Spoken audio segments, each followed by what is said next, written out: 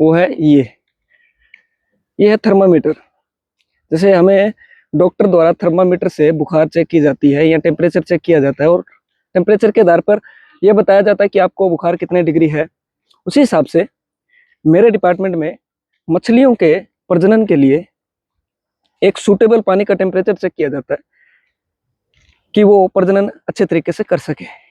जिस तरीके से आपको पता होगा कि मार्च के महीने में गोल्डन फिश का जो सीजन आता है, बेसिकली हमारे 2 सीजन रहते हैं। एक गोल्डन फिश का जो मार्च महीने का 1 मंथ का 30 दिन का सीजन होता है। उसके बाद एक बड़ा सीजन आता है कॉमन कार्प के नेम से, इसको कॉमन कार्प इसी को बोल देते हैं। दूसरा सीजन आता है वो रहता है मई जून जुलाई 3 महीने का, जून जुलाई अगस्त।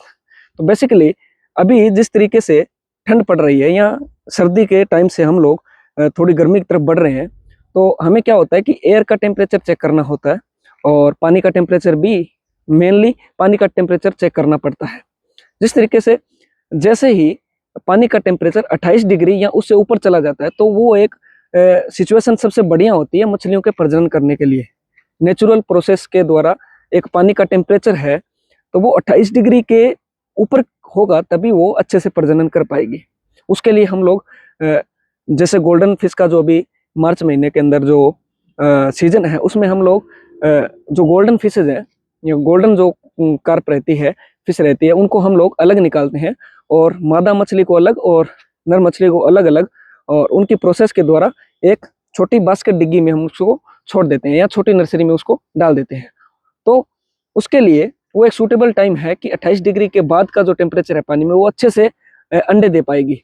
और कुछ चीज़ें, कुछ मछलियाँ ऐसी है जो अंडे न दे पाने के अंदर असमर्थ रहती है, तो उनको यूं कहूँ कि पर्सनली टीके के द्वारा भी प्रजनन करवाया जाता है।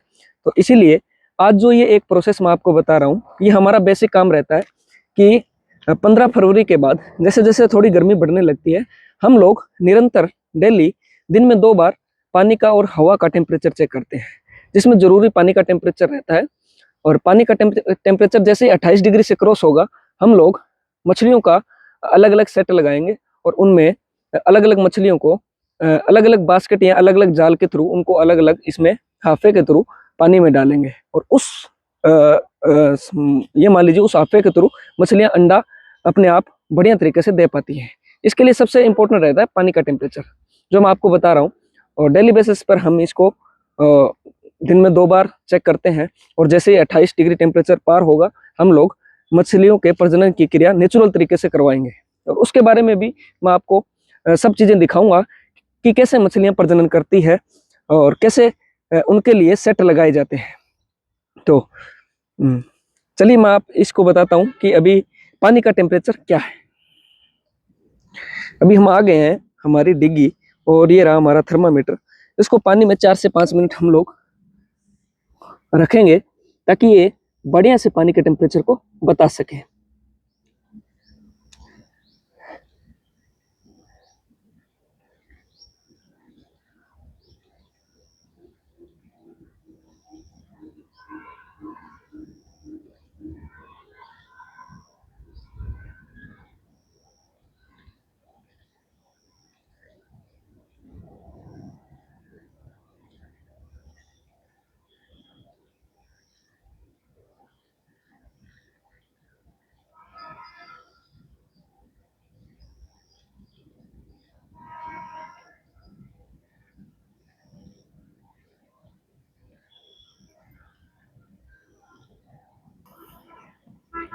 चलिए पानी का टेम्परेचर हम लोग चेक करते हैं।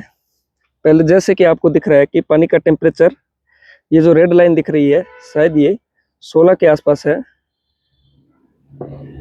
15 से 16 के आसपास है। मतलब पानी का टेम्परेचर अभी 16-17 डिग्री के आसपास है। ये टेम्परेचर अभी इतना कम इसलिए आ रहा है क्योंकि आज सुबह ही बारिश हुई थी और कल रात को भी बारिश थी, तो काफ़ी ठंडा मौसम था। तो अभी यूँ मान सकते हैं 15 से 20 के बीच इसका टेम्परेचर है। जैसे ही ये टेम्परेचर कभी कभार आधा मार्च का महीना भी ले लेता है, और कभी कभार 26-27 फरवरी के आसपास भी टेम्परेचर बढ़ जाता है, 28 डिग्री क्रॉस कर जाता है, तो उनकी क्रिया हम शुरू कर देते हैं। उसके बाद की प्रोसेस मैं आपको साथ साथ बताता चलूँगा। तो अभी वाटर का टेम्परेचर जो आया है वो लगभग 16 डिग्री सेल्सियस के आसपास है या 17 डिग्री के आसपास। और एयर का जो हमने टेम्परेचर देखा था वो लगभग यही 18 साढ़े 19 के आसपास था। तो अभी कोई भी काम शुरू नहीं कर सकते हैं। अभी सिर्फ हम फिलहाल डिग्गियों में पानी भरकर छोड़ सकते हैं, इस तरीके से नर्सरियों में जैसे उस तरीके से पानी चल रहा है। तो हम लोग इन पानी को इस तरीके से अलग अलग डिग्गियों में छोड़ सकते हैं। उसके बाद की क्रिया, आई होप आपको ये सब चीज़ें नई कुछ सीखने को मिला होगा, नई चीज़ें आपको देखने को मिली होगी। और अभी हमारा लगभग सीज़न शुरू है, तो आई होप मैं आपको सब चीज़ें क्लियर बताऊंगा कि मेरा इस डिपार्टमेंट में क्या क्या काम रहता है और क्या क्या चीज़ें रहती है। और बेसिक सी बात यही है कि काम कोई भी हो उसको मन से और दिल लगाकर किया जाए तो कोई भी काम टफ नहीं होता है।